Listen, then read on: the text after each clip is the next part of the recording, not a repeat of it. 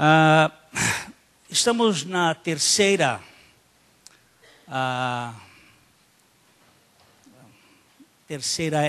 tentativa de compreender um pouco este tabernáculo de Davi dentro da revelação do Senhor no Velho Testamento.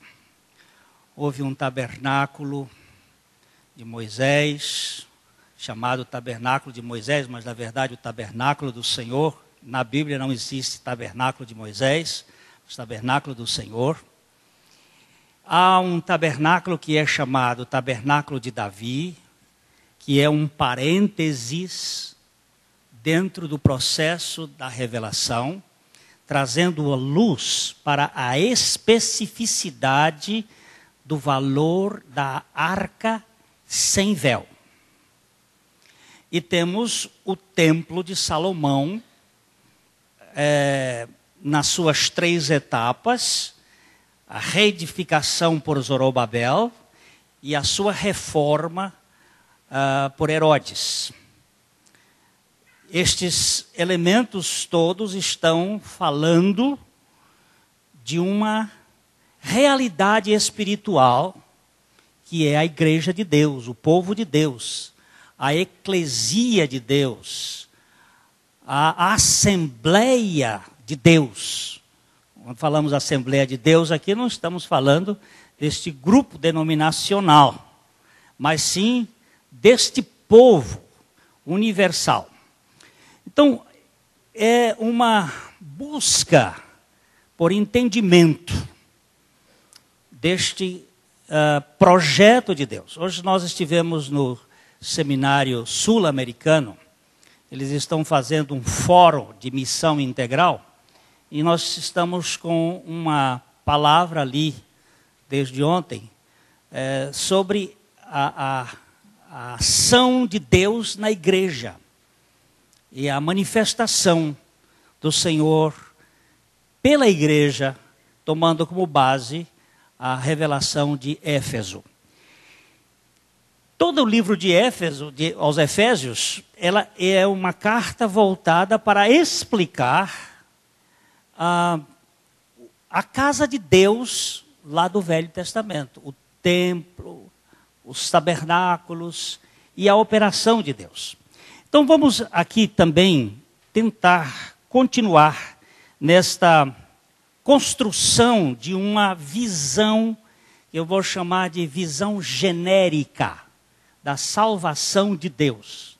Nós vamos tocar nesse ponto, não é universalismo. Vamos ler juntos o texto de Atos. Esse texto de Atos é uma réplica de Amós. Ele é reproduzido em Amós. Nós já vimos em outros estudos, tanto em Atos quanto em Amós, este mesmo texto sendo colocado. Mas vamos agora voltar para Atos, capítulo 15, verso 16. Cumpridas estas coisas, voltarei e reedificarei o tabernáculo caído de Davi, e levantando-o das suas ruínas, restaurá-lo-ei, para que os demais homens busquem o Senhor, e todos os gentios sobre os quais tem sido invocado o meu nome, diz o Senhor, que faz estas coisas conhecidas desde séculos. A reconstrução do tabernáculo de Davi, apresentada pelo profeta Amós e considerada por Tiago nesse texto, tem a ver com a realidade genérica da salvação dos pecadores e não sua universalidade. Já vimos em estudos prévios que Deus escolheu a Abraão para ser o canal da bênção em favor de todas as famílias da terra. O descendente do patriarca seria o abençoador da raiz adâmica. A salvação de Deus não é um acontecimento tribal que viesse beneficiar apenas uma etnia. Existe uma igreja universalista. Ela tem a sua sede em Boston. É muito grande. Ela é baseada no senso comum de que Deus é salvador de toda a humanidade, inclusive de Satanás. Nós tivemos no Brasil uma pessoa que pregou muito isso, que foi Zarur, da LBV. E ele pregava a salvação universal. A Maria Becker foi a fundadora, o Emerson, o filósofo, também dá estas ideias, a ideia da salvação universal. Não estamos pregando universalismo de salvação. Deus tem uma salvação genérica para todo aquele que crê.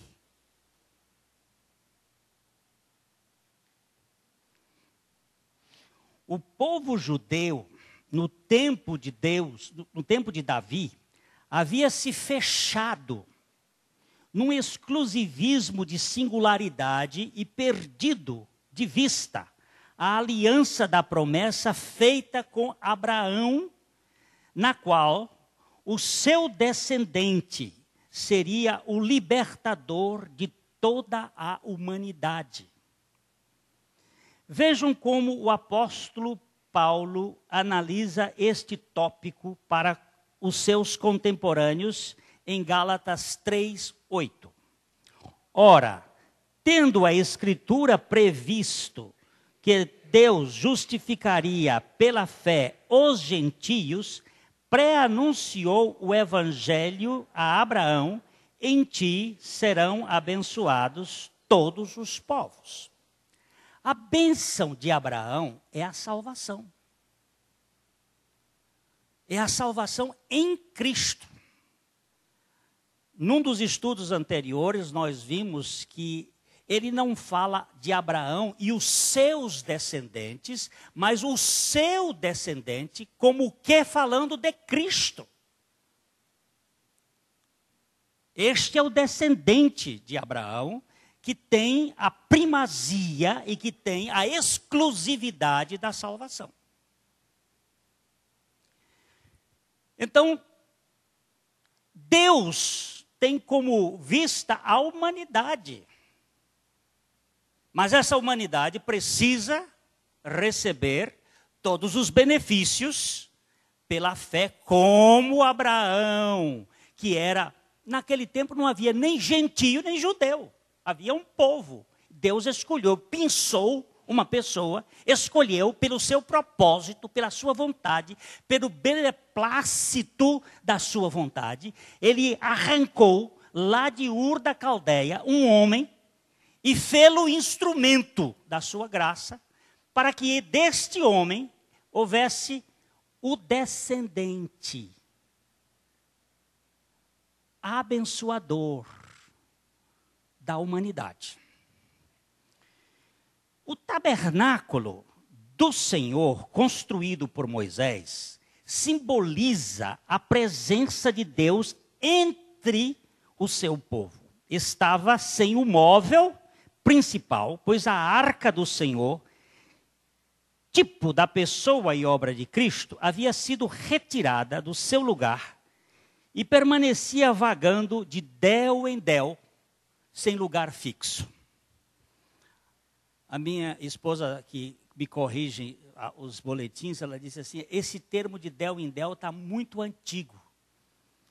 Eu digo, mas eu quero mesmo que ele fique aqui, porque é exatamente essa coisa antiga de del em del, que é uma expressão assim portuguesa. Vai aí de lugar em lugar. Ela saiu peregrinando de Asdod para Gate, de Gate para Ecrom, de Ecrom para Bet-Semes, de Bet-Semes para Kiriat Jearim, ela saiu correndo para lá, de Del em Del, sem lugar fixo. Por quê? Porque o profeta Eli perdeu a visão espiritual. Não só a visão física, a visão espiritual. Ele não conseguia enxergar numa mulher angustiada, a angústia da sua alma. Ele achava que aquilo era mosto, era cachaça, era embriaguez. Ele tinha perdido a visão de Deus. E porque ele perdeu a visão de Deus, ele não preparou os seus filhos, Hofni e Finéias. E estes filhos se tornaram a tragédia de enfiar o garfo de 3 pontas em cima do sacrifício e puxar o melhor para comer para si. Fazendo coisa de no menos importância, o sacrifício de Deus. As coisas consagradas ao Senhor. Por isso mesmo a arca foi retirada do seu lugar. E aí o tabernáculo ficou vazio. Ela ficou quase 100 anos fora do tabernáculo. E nunca mais voltou para aquele tabernáculo. A tenda do Santíssimo, vazia, e a arca fora do seu ambiente, levaram Davi a considerar o assunto da graça plena para todos os povos e o propósito do Senhor para o governo do seu filho. O Salmo 2 é um salmo muito especial, um salmo messiânico, que Davi expressa o reinado sacerdotal. O reinado sacerdotal de Deus em Cristo, que ele iria tipificar. Então aqui nós vemos nos versículos 7 e 8 do Salmo 2. Proclamarei o decreto do Senhor. Ele me disse, tu és meu filho, eu hoje te gerei. Pede-me e eu te darei as nações por herança e as extremidades da terra por tua possessão. Este salmo que fala do ministério de Cristo, da sua obra, é um salmo que está dizendo, pede-me as nações. Não somente as tribos de Israel, mas as nações, os povos, todas as gentes. Pede-me. O concerto com Davi é a aliança do reino. Existem várias alianças da Bíblia. A primeira aliança, a aliança da criação, tem 3 elementos básicos, já falamos sobre isto. Tanto o sábado, o descanso, como o trabalho e o casamento, antes do pecado. Depois o concerto da redenção, que foi feito com Adão lá depois do pecado. Depois o concerto da preservação com Noé, chamada de aliança da preservação. Depois o concerto da promessa com Abraão. O concerto da lei com Moisés. O concerto do reino com Davi. E finalmente o concerto da graça com o Rei dos Reis e o Senhor dos Senhores. Então esses concertos aqui são arranjos de Deus na revelação, mostrando aquilo que é a economia de Deus para o seu projeto de nos levar a compreender o evangelho das insondáveis riquezas de Cristo. Uma dinastia pressupõe um desempenho sucessivo de hereditariedade. A genética da realeza implica em filiação nobre, exigindo um nascimento na família real. Ninguém poderá entrar no reino de Deus sem uma descendência régia por nascimento.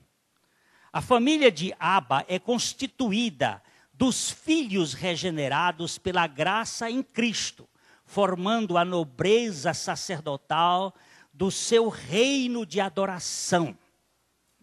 Davi foi um pastor de ovelhas escolhidos por Javé para ser o tipo do supremo pastor de onde procede a família do Senhor. Deixa eu falar uma coisinha aqui. Vocês se lembram que quando Salomão começou a se envolver com as mulheres, ele teve um deslocamento de mentalidade. Ele teve uma rachadura na mente. E ele começou a sacrificar aos deuses pagãos.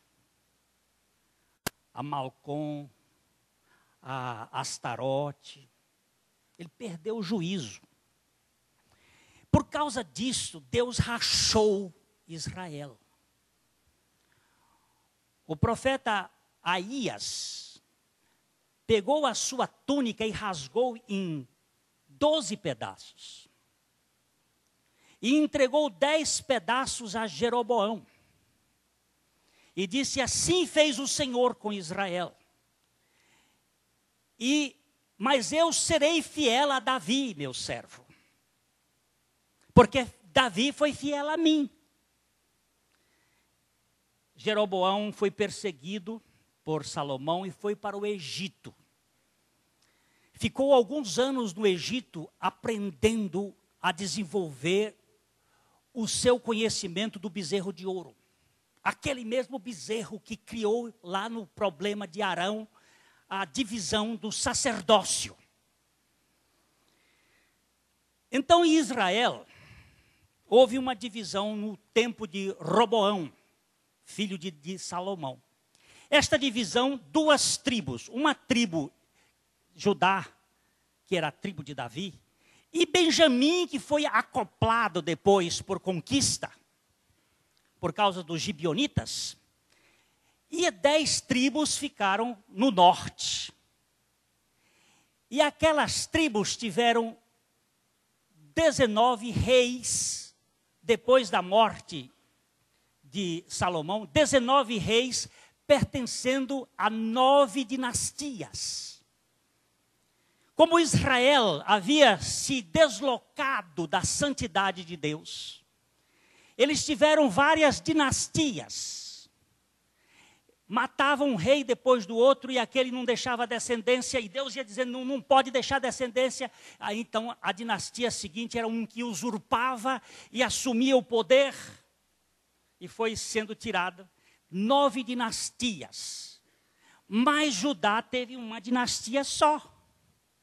A dinastia de Davi, que preservou. Teve reis bons e teve reis ruins. Mas preservou a única dinastia de onde vem o rei dos reis. E o rei sacerdote, o sumo sacerdote do reino da graça. Então, Deus preservou esta linhagem. A linhagem de Israel foi para a Síria, e da Síria ela foi mesclada, virou um grupo, virou os samaritanos. Outros vieram no tempo de Zorobabel, mas eles se diluíram entre a tribo de Judá e a tribo de Benjamim, que permaneceram fiéis ao projeto de Deus. Uma dinastia pressupõe que alguém nasceu naquela família real. Nós temos hoje no Brasil alguns descendentes de Dom Pedro II, que são herdeiros do trono. Se houver um retorno ao trono, que eu tanto gostaria que houvesse, para livrar o Brasil destas eleições estupidificadas, se nós tivéssemos um rei, iria acabar um bocado de coisa. Mas isso é ponto de vista meu, porque eu sou monarquista. Mas não levem a conta isso, é só um desabafo. Um destes reis, um destes descendentes de Dom Pedro, talvez Dom Bertrand, teria que assumir, porque é da descendência real. Para que você seja rei, nós cantamos ali ainda há pouco, o rei dos reis. A gente só pensa que é o rei dos reis, que Jesus é rei e que a rainha Elizabeth é rainha, então ele é rei da rainha. Não, senhor, rei dos reis significa reis de todos aqueles que são reis. E você e eu fomos feitos reinos de sacerdotes. Nós somos reis para reinar com Cristo aqui na terra. E para reinar com Cristo no reino milenar. Somos feitos reis. Não reis déspotas, nem reis de nobreza, mas reis de sacerdócio. Que é coisa muito séria. É reis de serviço. É reis de quebrantamento. Não é reis de coroa, de glória. É reis de coroa de dependência. A coroa da fé, a coroa da glória de Deus. Agora, queridos, nós temos aqui o concerto de Davi, fazendo uma família do Senhor. O Senhor tinha como objetivo um povo da realeza sacerdotal, como um sacerdócio universal. Mas por causa do episódio do bezerro de ouro, só a tribo de Levi se mostrou completamente envolvida com o Senhor e, por isso, acabou sendo nomeada para esse encargo. Todavia, o plano de Deus, o plano do Senhor, é ter um povo como um reino sacerdotal. Nós vamos entender isso que o apóstolo Pedro, na sua epístola, no capítulo 2, versículos 4 e 5, ele diz: chegando-vos para ele, a pedra que vive, rejeitada sim pelos homens, mas para com Deus eleita e preciosa, também vós, como pedras que vivem, sois edificados, casa espiritual, para serdes sacerdócio santo, a fim de oferecerdes sacrifícios espirituais agradáveis a Deus por intermédio de Jesus. Guarde bem nessa palavra, sacrifícios espirituais.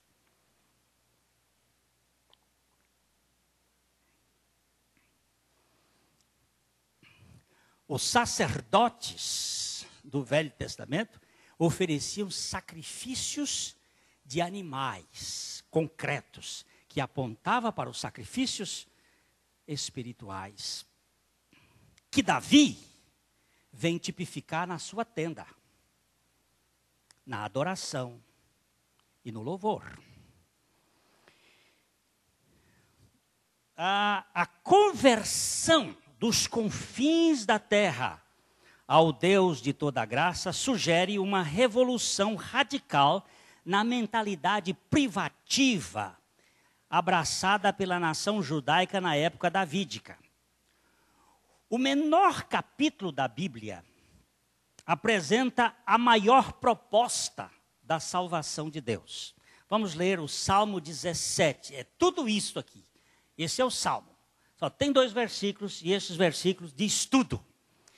Louvai ao Senhor, vós todos os gentios, louvai-o todos os povos, porque muito grande é a sua misericórdia para conosco, e a fidelidade do Senhor subsiste para sempre. Aleluia.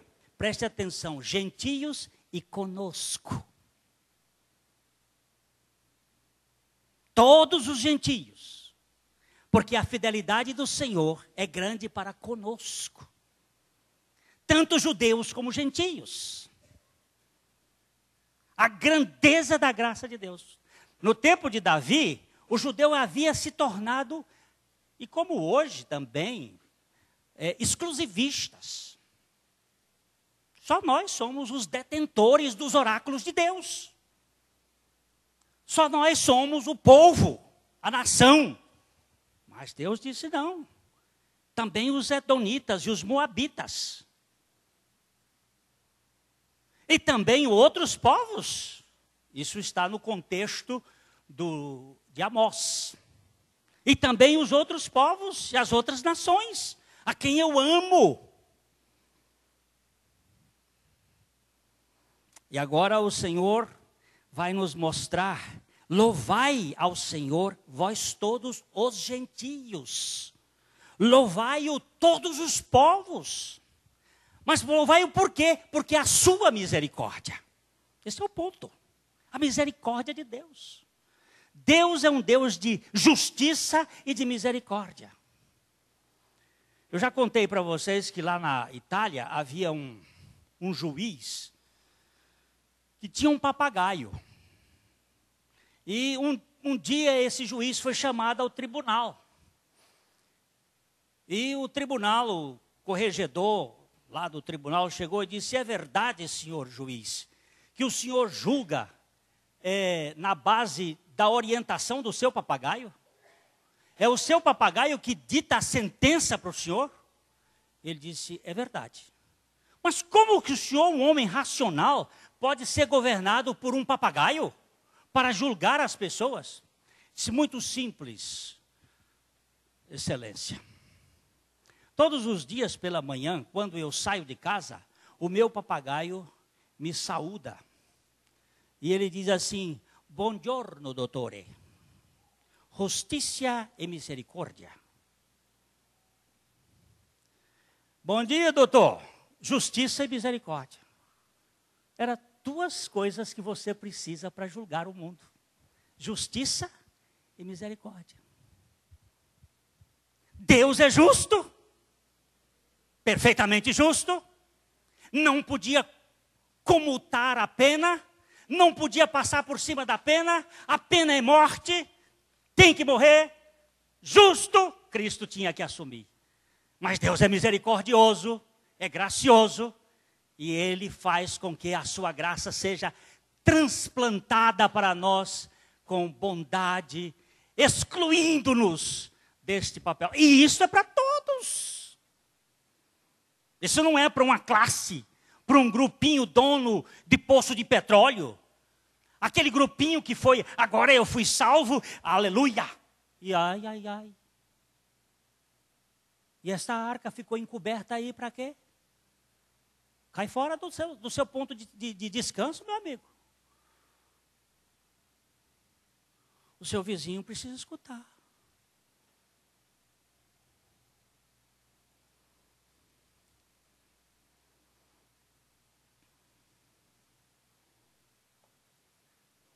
O pecador é réu de condenação. Perdão, aqui no final. A glória de Deus, por causa da sua misericórdia, é o centro do culto estabelecido no tabernáculo de Davi. A glória de Deus por causa da sua misericórdia. Por causa da sua misericórdia. O pecador é réu da condenação eterna. Mas Deus é justo e não pode passar por cima da sua justiça. A sentença do pecado é a morte, e todo pecador tem que morrer por causa do seu pecado. Mas Deus também é misericordioso, e neste caso seu Filho assumiu a culpa do culpado, para que a justiça de Deus fosse cumprida e a misericórdia nos livrasse do castigo perpétuo. No dia da introdução da arca do Senhor na tenda que Davi construiu no Monte Sião, depois daquele único sacrifício, foi cantado um salmo de louvor que diz, em 1 Crônicas, capítulo 16, 33. Rendei graças ao Senhor, porque Ele é bom, porque a sua misericórdia dura para sempre. Era um refrão. Rendei graças ao Senhor, porque Ele é bom, porque a sua misericórdia dura para sempre. Deus usa de clemência com quem quer, mas indulgência por mérito é um contrassenso. Misericórdia é assunto para os desvalidos, indignos. Por isso o pecador deve sempre se lembrar que as misericórdias de Deus são bem maiores do que as suas misérias pessoais. Aqui é a verdadeira origem do culto. Por que eu presto um culto a Deus? Porque as misericórdias de Deus me alcançaram. Eu fui alcançado pela bondade de Deus. Eu estou aqui prestando um culto de louvor e de adoração pela suficiência de Cristo. Não é porque o culto é voltado para mim. Aquela música eu gostei, ela me agradou, é para o meu deleite espiritual. Eu estava falando isso lá no seminário ontem. As pessoas estão preocupadas com o seu bem-estar. Não. O tabernáculo de Davi não tem nada a ver com o meu bem-estar. Tem com a glória de Deus e o louvor permanente. Glória ao Senhor, que me aceitou em Cristo Jesus. Que assumiu o meu pecado. Mas se nós não tivermos a avaliação disso, nós não vamos saber o valor disto. Não vamos saber quão grande é esta salvação. Aí fica um mundo de gente murmurenta, reclamadora da vida, crítica, absolutamente julgadora, e não celebra. Nós vimos o filme sobre as Ilhas Fiji, e uma das coisas que me encanta naquele filme é a alegria dos salvos. O povo, ele vibra. Não é aquele povo encolhido que parece que vive contabilizando defeitos dos outros e vai daí para o inferno. O seu caminho é mais rápido. Que você saiu do inferno e ainda fica aí, pula, cara. Sai gritando. Por que está travado? A misericórdia de Deus. Deus foi misericordioso comigo e é misericordioso com aqueles que Ele ama. Nós temos uma pessoa, um homem que tem vindo aqui na nossa comunidade. Hoje eu não estou vendo aqui, mas ele tem dito para mim assim: Glênio, o amor tem sido a causa de eu ter procurado isso aqui. Você me aceita. Vocês me aceitam. Eu não sou aceitável em outras posições, mas vocês me aceitam.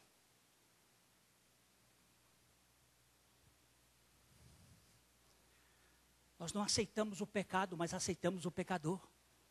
Nós não amamos o pecado, mas amamos o pecador como Deus ama. E o contraditório, e aquele que não partilha do mesmo modo de pensar que eu. E aquela pessoa que dentro de uma ética é sórdida, mas é amada por Deus.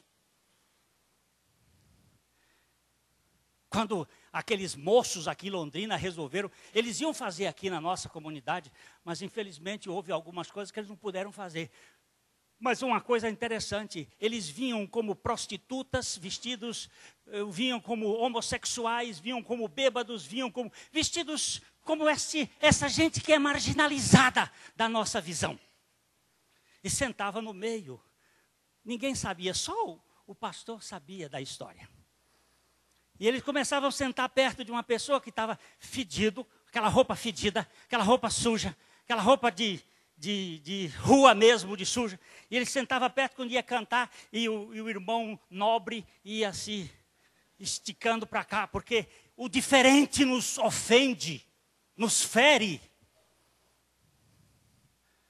E de repente uma prostituta, entre aspas, levantava lá e começava a falar alguma coisa. E o homossexual em figura, em teatro, tornava a dizer algumas coisas. E a turma toda, já que o diácono corria, pegava, tirava, o outro irmão pegava, vamos tirar daqui, tá causando problema no culto.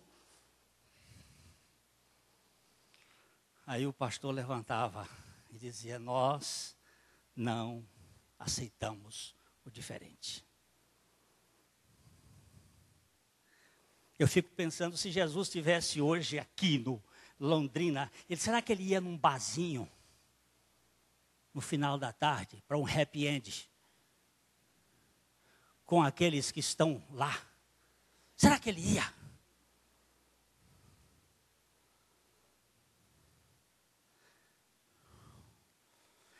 Será que ele ia, eu vou usar uma palavra, será que ele ia num trottoir? Nem existe mais.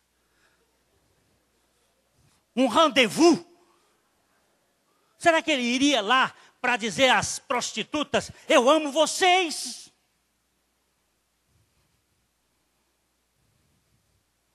Uma salvação despreconceituosa, como eu sou cheio de preconceitos.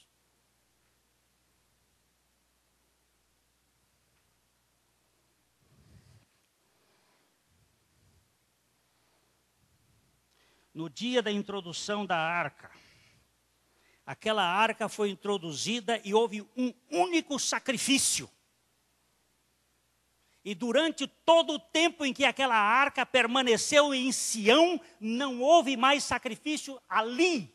Houve sacrifício na arca de Moisés que não tinha, teve sacrifício no tabernáculo de Moisés que não tinha a arca. A presença de Deus simbolizada na arca não estava lá. O pátio, que significa pátio, significa patos, que significa sofrimento ou sacrifício, continuava lá. Mas, cadê a presença do Senhor? Está aqui no campo de Sião, no campo da adoração. Vamos caminhar um pouquinho mais. O tabernáculo em Sião é o lugar da adoração e do louvor. Ali a tribo sacerdotal se mantinha 24 horas por dia, prestando com júbilo o seu culto de consagração através de salmos, hinos e cânticos espirituais. Espero em Deus que ao retornar nós tratemos desses aspectos da adoração. Salmos, hinos e cânticos espirituais. O que isso significa? Porque Paulo reedita esse tabernáculo de Davi. Salmos, hinos e cânticos espirituais. Mas vamos deixar isso para depois. Se adorássemos como devíamos, não nos preocuparíamos como fazê-lo. A forma tem tomado forma porque não estamos fazendo como essência. Quando se perde a essência, se preocupa com a forma. Bolo coberto é sinal de fraqueza na massa.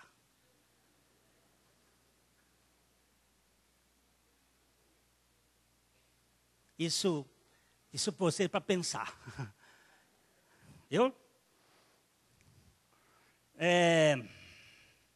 Um coração profundamente agradecido por uma tão grande salvação não pode senão se derramar em louvores diante do seu Salvador. Meu Deus! Como é bom você conviver com gente que adora. Não é muita gente não, é pouca. Só para vocês terem aqui uma noção. 70 subiram e cantaram. 2 foram mais além e louvaram. Mas só um subiu e adorou. É o caso de Moisés e o seu povo. E embaixo tinha festa. Tinha dança. Mas não era a dança a Javé. Era a dança ao bezerro de ouro. A proporção é mais ou menos essa. Adoração é coisa tão séria que Deus procura. Mas eu já encontrei alguns adoradores. Normalmente gente muito simples. É uma gente que sabe? Você fica babando. Uma dessas pessoas em São Paulo. Eu vi. Me marcou muito. Muito. Deficiente. Mas sabia adorar. Eu pedi a Deus que Ele me fizesse um deficiente.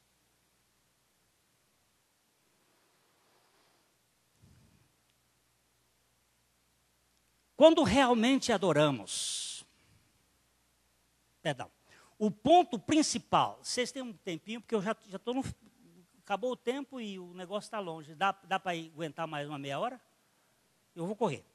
O ponto principal da existência é o altar. O ponto principal da existência é o altar. A adoração é a função mais elevada da alma humana. A função mais elevada da alma humana é a adoração. Ninguém pode subir mais alto do que na presença do Altíssimo. A adoração, em espírito e em verdade, além de ser o máximo que o ser humano pode fazer, é a coisa mais importante no universo. Satanás ofereceu todos os reinos deste mundo a Jesus por um ato de adoração à sua pessoa. Pois o culto está relacionado com o Deus soberano mais do que qualquer outra realidade. Se Jesus tivesse se prostrado diante de Satanás, Satanás teria se tornado o Deus Todo-Poderoso. Porque você só se prostra adorando a Deus. Se Jesus tivesse se curvado diante de Satanás, Satanás ali tornar-se-ia o soberano do universo. Por isso, nós só temos que adorar a Deus, Pai, Filho e Espírito Santo. Nos curvar diante dele. Dele e dele mesmo. Com reverência e com alegria. Quando realmente adoramos, estamos diante de Deus. Aquilo que adoramos é Deus. A consciência da presença do Altíssimo nos cultiva nas alturas e num estado de culto permanente. Vamos ler o Salmo 96, 6 e 7. Glória e majestade estão diante dele, força e formosura no seu santuário. Tributai ao Senhor, ó famílias dos povos, tributai ao Senhor glória e força. Olha bem, no seu santuário. O santuário naquela época era o tabernáculos, eram os tabernáculos, era o templo, mas o santuário hoje é a igreja. Temos visto irmãos que têm chegado aqui batendo nessa tecla. A igreja não é local, é gente, é povo, é nação, é multidão, é assembleia, é um ou dois, mas é gente, povo de Deus, santuário, a presença de Deus no meio do seu povo, para ser instrumento de louvor, de graça. O salmista não disse, ó famílias da terra, mas ó família dos povos. Abba só tem uma família formada pelos seus filhos de todas as tribos, povos e nações, regenerados pela graça mediante o Cordeiro de Deus que tira o pecado do mundo. O tabernáculo de Davi fala exatamente desta realidade espiritual que se manifesta em ações de graças, louvores e adoração. Há muito tempo atrás, como faz tanto tempo que eu contei essa história, eu vou voltar a ela, do doutor João Filson Sorém, que foi meu professor no seminário. Ele foi capelão do Exército Brasileiro na Segunda Guerra Mundial. E ele contou que, certo dia, depois que o Exército Brasileiro capturou um grupo de alemães e foram trazidos para as barracas, um sargento de Santa Catarina, que era um cristão, ele teve a responsabilidade de fazer a vistoria nos soldados. Então ele ia apalpando um por um, ele falava bem alemão. E quando chegou num determinado jovem soldado, ele tinha alguma coisa que sobressaía da sua jaqueta, uma coisa pontiaguda, e ele bateu a mão em cima e puxou. Quando puxou, era uma Bíblia, um Novo Testamento pequeno, que tinha sido oferecido por sua igreja àquele soldado, dizendo: nos momentos que você estiver na guerra, esteja lendo esta palavra. E aquele sargento olhou aquilo, enfiou de novo, e fez a vistoria em todos os outros, mandou todos para lá, chamou aquele soldado, e estava todo molhado, frio, era gelo lá na Itália, e ele trocou a roupa do soldado de farda alemã, botou uma farda brasileira e fez um café, e os dois estavam conversando num papo extraordinário ali, rindo, e chegou o capitão e disse: sargento! Pois não, capitão, que guerra é esta? Disse: não, capitão, aqui não tem mais guerra, nós somos irmãos, a guerra acabou para nós dois. Ele é um filho de Deus, e eu sou filho de Deus. Acabou. A inimizade desapareceu. O que o mundo precisa não é de tratado da ONU. O que o mundo precisa é do conhecimento de Cristo, que pode libertar o ódio do coração das pessoas. O que o mundo precisa é conhecer o amor de Deus, que excede todo o entendimento. Irmãos, isso aqui é o tabernáculo de Davi. As criaturas devem adorar a grandeza do Criador, mas os filhos adoram o Pai das misericórdias, a onipotência de toda a graça, por causa do seu amor incondicional. Não é o temor, mas o amor cheio de graça e exultação que impulsiona os adoradores à presença de Abba.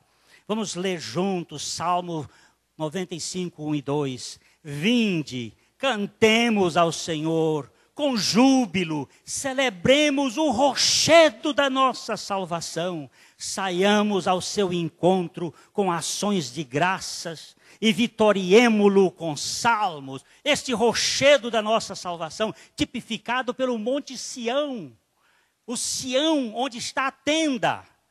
A alegria de Deus com a salvação dos pecadores acende nos salvos um culto alegre pela salvação de Deus.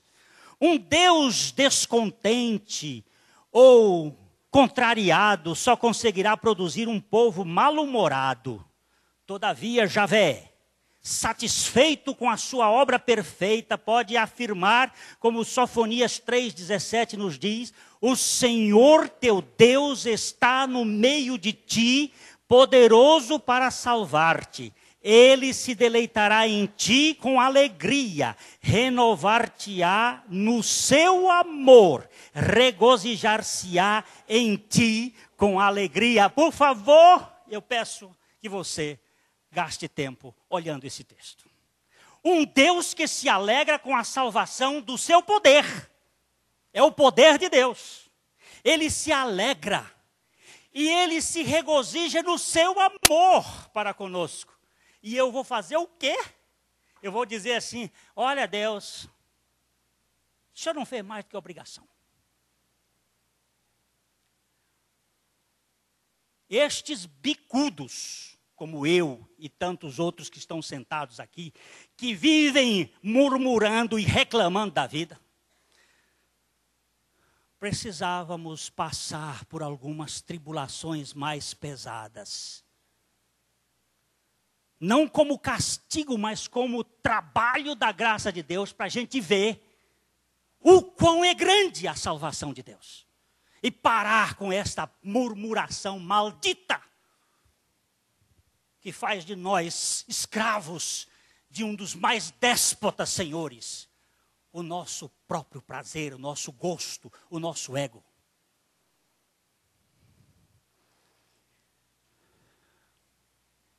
A satisfação de Deus com a sua salvação perfeita resulta no festejo efusivo dos seus filhos. Um povo salvo pela graça é uma raça movida a regozijo, pois quem experimentou a suficiência do Senhor só pode viver contente. Esse estado de exultação é um dos indicadores marcantes do tabernáculo de Davi. Olha o Salmo 98, versos 4 a 6. Como diz: celebrai com júbilo ao Senhor todos os confins da terra. Aclamai, regozijai-vos e cantai louvores. Cantai com harpa louvores ao Senhor, com harpa e voz de canto, com trombetas e ao som de buzinas. Exultai perante o Senhor que é Rei.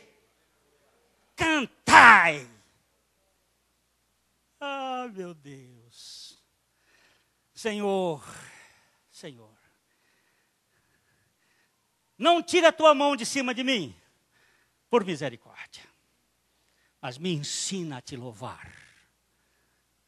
24 horas por dia. Onde é que eu vou orar 24 horas se eu vou estar dormindo pelo menos umas 7?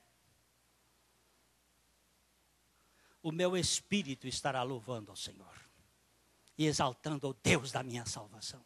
Espírito não dorme, quem dorme é corpo e alma. O espírito está vivo, está andando. O meu espírito anda por aí, que faz coisas, vê coisas. Anda na presença de Deus. Agora, queridos, eu não posso, desculpa, eu não posso aceitar que diante do meu rei, pode estar doendo,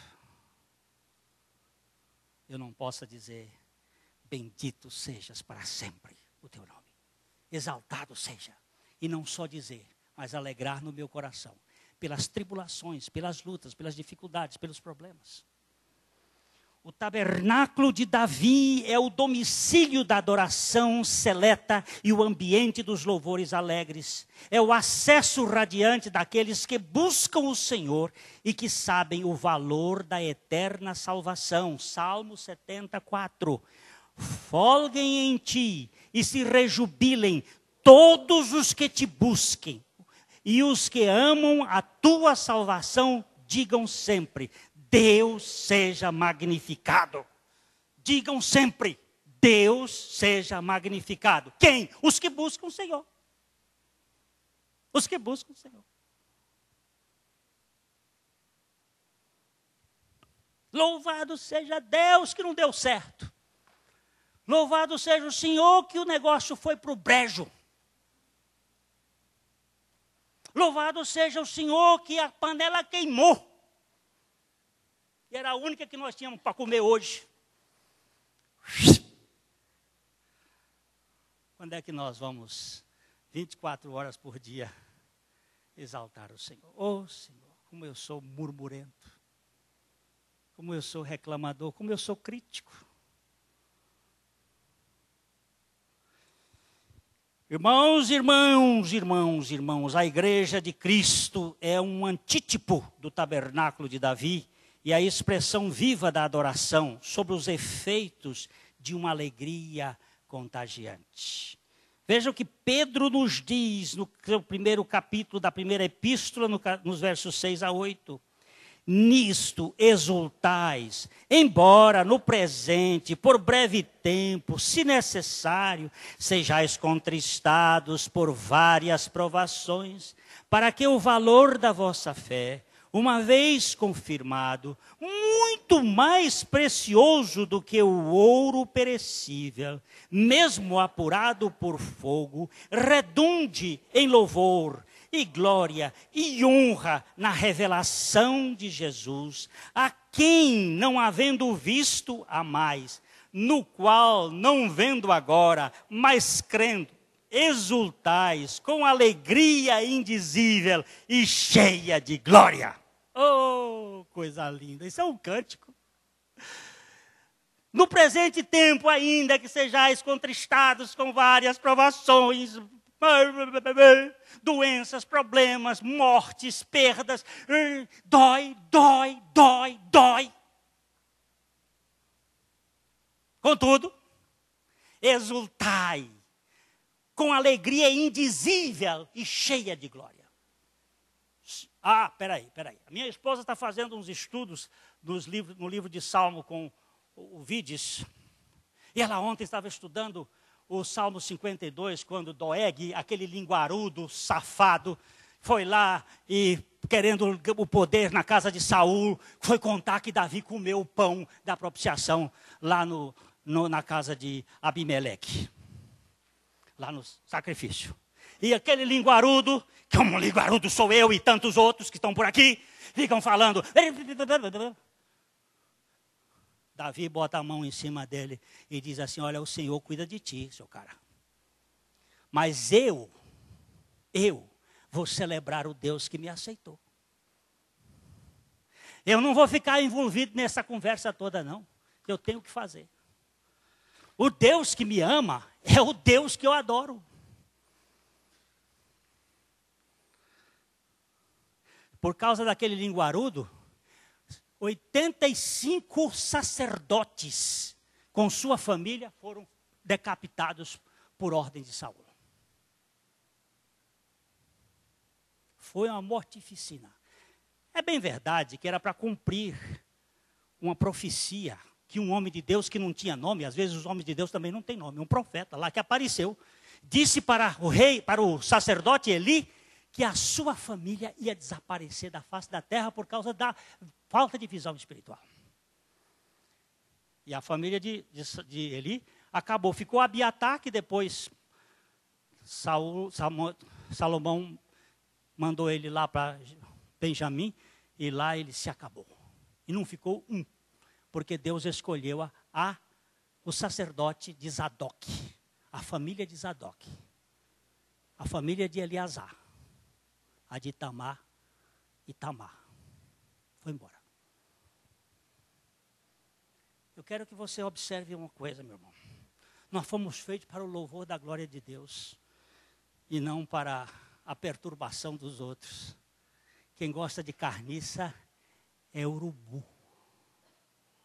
Canário gosta de alpiste. O rei Davi, vestiu-se com a estola sacerdotal. Não podia. Traje que lhe era proibido para tipificar um reino de sacerdotes que vivem diante do altar, adorando com alegria o supremo pastor das suas almas. Ser salvo é pertencer a este reino de sacerdócio universal, com profunda gratidão, celebrando no íntimo esta tão grande salvação. Louvado seja o nosso Senhor Jesus Cristo. Aleluia! Louvado quem me aceitou e jamais me rejeitará, porque a sua graça está sempre nas nossas vidas. Irmãos, nós precisamos conhecer a suficiência da graça de Deus.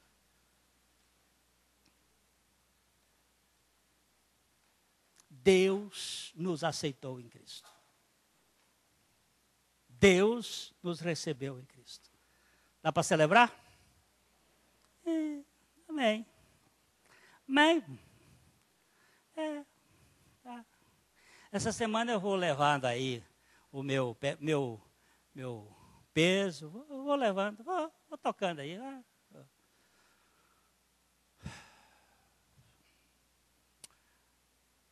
Daqui 3 meses, se Deus nos permitir, nós vamos voltar. E eu quero voltar nesse ponto. Viu? Pedindo ao Senhor para que Ele me dê graça para entrar nessa festa. Mas não sei como é que vai voltar. Mas uma coisa eu tenho pedido para Ele. O Senhor faz o resto que tem que fazer. Faz tudo. Eu quero é a Ti. E só a Ti. Obrigado, Pai. Porque a Tua graça nos basta. Um beijão para vocês. A mensagem que você acabou de assistir faz parte do Ministério de Comunicação Palavra da Cruz. Temos um grande acervo de estudos bíblicos em áudio e vídeo. Distribuímos também, gratuitamente, o jornal mensal Palavra da Cruz. Entre em contato conosco pelo fone fax 0 operadora 43 3322 3037 ou pelo e-mail com@palavradacruz.com.br. Visite-nos também pelo site www.palavradacruz.com.br. Graça e paz.